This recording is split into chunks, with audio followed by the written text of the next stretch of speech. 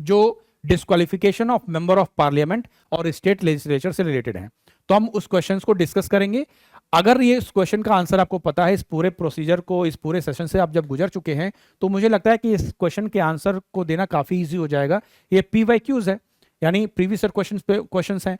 तो आइए इस क्वेश्चन को सॉल्व करते हैं। और disqualification of member of parliament and member of legislative assembly legislature का ये पहला क्वेश्चन क्या पूछा है? Which one of the following schedules of the constitution of India contains provisions regarding anti defection, यानी दल बदल विरोधी प्रावधान भारतीय के संविधान की निम्नलिखित में से किस अनुसूची में दल विरोधी प्रावधान है, एंटी डिफेक्शन नियम कहां पे है? तो हमने अभी पढ़ा 10th शेड्यूल है। और 10th शेड्यूल कैसे लाया गया आपको मैं बता दूं, बहुत इजी क्वेश्चन आया था ये।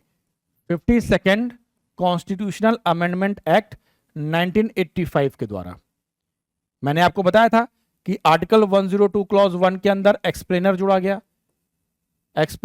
गया, ठीक है। और आर्टिकल 102 क्लॉज 2 जोड़ा गया, दो चीजें जोड़ी गई। आर्टिकल 102 क्या कहता है?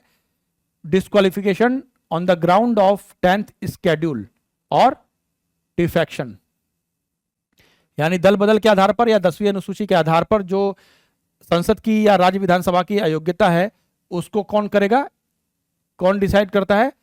आर्टिकल 102 क्लॉज 2 और स्टेट लेजिस्लेचर के केस में आर्टिकल 191 क्लॉज 2 के केस में, ठीक है, ध्यान रखिएगा।